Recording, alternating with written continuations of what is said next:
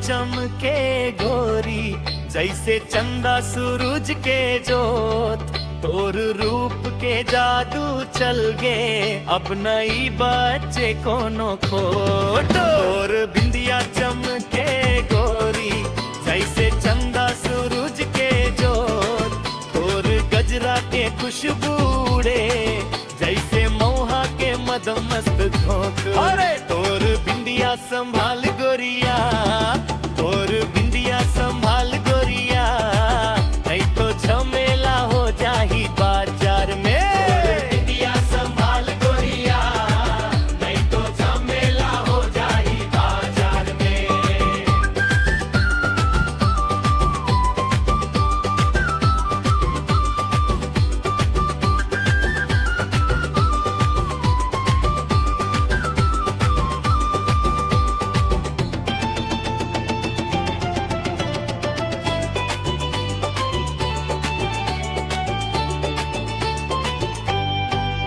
तोर नियत दौलत है राजा, देखे मौला तिरछी नजर। मैं तो सज धज के आए तैका पर होवत हंस बेखबर।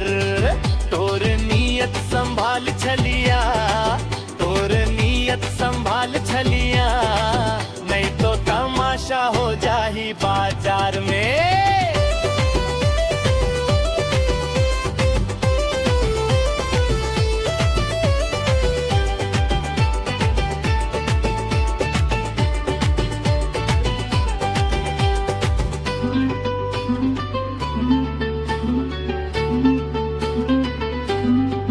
जब ते मारस ठुमका गोरी, धरती हा कांप जाथे।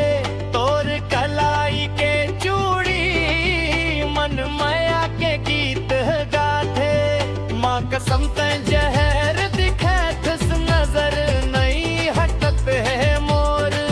पूरा गांव के लइका मन मचाए है तोरे शोर।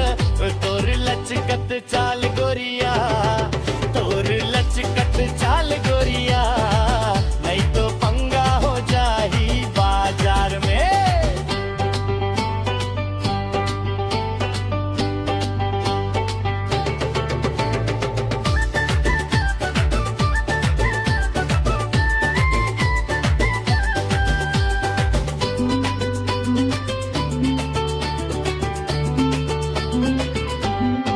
मोर रूप के चर्चा राजा, चारों कोटि छाए है। तोर बरही तो मैं हाँ, अतर गुलाब लगाए हाँ। सबो कही थे मैं बिजलियां, गिरे जहाँ तबाही है। तोर दिल के धड़कन राजा, मोर प्यार के गवाही है। तोर रास्ता संभाल छलिया, तोर रास्ता संभाल छलिया।